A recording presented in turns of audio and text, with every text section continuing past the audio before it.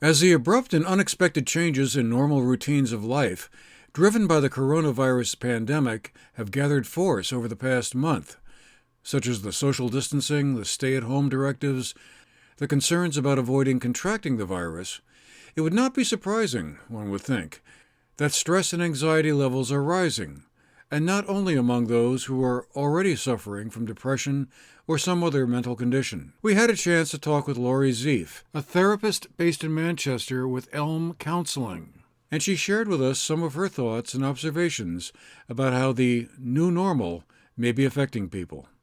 I think it's as we might expect. A big issue is people feeling isolated and um, feeling like they are having a hard time connecting. The Zoom thing, people are doing sort of cocktail parties and meetings and things with Zoom and other platforms. Even in counseling, where I think most of us are using something called Doxy, DOXY, which is a HIPAA compliant format. And um, I think it works pretty well, I guess better than I might have thought. It's sort of all we have, but we're not seeing people stop counseling or therapy by and large. Some people have sort of decided to drop out for a bit, but if anything, we're seeing more people join in. And I think partly because they're feeling so socially isolated.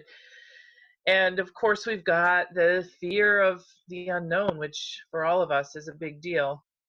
I guess one of the interesting things that I've seen is completely not scientific, but anecdotally, is that some people who had struggled with anxiety in the past, who have sort of a generalized anxiety disorder, on some level maybe are managing it better than some of the people for whom it's a new thing.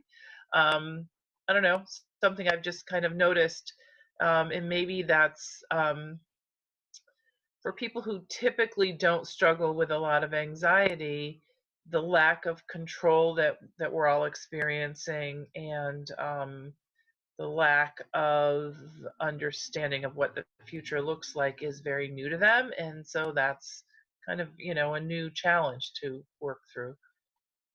I was wondering if there might be some people who are sort of seeing this as an opportunity to kind of make some changes in the way they go about life. Maybe it's addiction questions, or maybe it's something else where they're saying, this is a signal or a moment where I really have to kind of get my act together here, and otherwise I'll get blown away by this. Yeah, so I think the people that manage it best are often people who can see it as, right, an opportunity. And one of those things that we encourage people to think about is, what does this tell us about changes we might want to make personally in our homes, in our communities, in our world? Certainly, politics, at least in my house, comes up a lot. Um, uh, Volunteering, thinking about the huge increase in numbers of people who are using our food cupboards, and how we can, help that. Thinking about our small businesses and really wanting them to be there when this is over with, and how we can help that. So I think when we can have a sense of that's something we can control, that's something we can do, it's sort of forward movement. I think that that's helpful. And then another thing I've really been talking to a lot of people about is thinking about, right, how can you end up looking back and not seeing this as just a loss of, I don't know for how long it will be. I hesitate to say 3 months, but let's say 3 months. And how can we look at that instead as an opportunity? So think about learning to play an instrument, learning a language, reading a series of books that you've always wanted to do, reading the classics, learning a craft, taking a craft that you already know and really using the time to do something with it. And of course, because of the timing of this and the nature of this event, I think gardening is, we're hearing a lot about people using the opportunity to put in a garden, change a garden, make a garden bigger, And that, of course, gives us both a sense of accomplishment and also food, which is suddenly high on the forefront of a lot of our minds.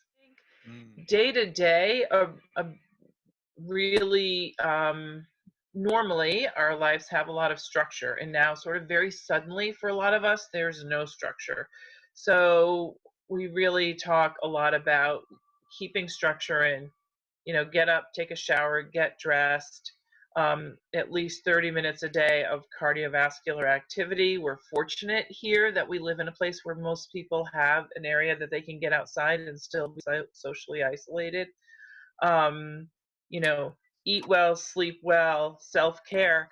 And it's one of these things where if you were sick, or your child was sick and you were home for a day or a couple of days, you might stay in your pajamas all day and um, kind of, let things go, binge watch TV, whatever. But if any of us do that day in, day out, we're not going to feel super good. So that's where, when someone's suddenly experiencing a sense of anxiety or depression, we were saying, so what time are you going to bed? What time are you getting up? What does your day look like?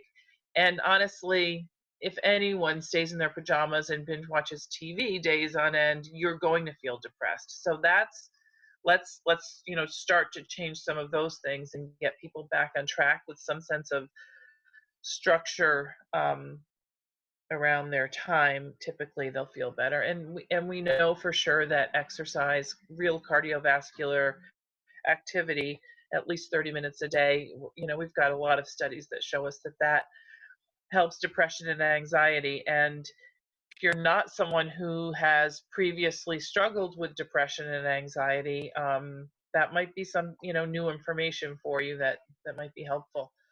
So, this might well be a good time to take that deep dive into an interest or hobby that's been long deferred, if you don't find yourself busier than ever between work and home commitments. Maybe some problems really are opportunities in disguise.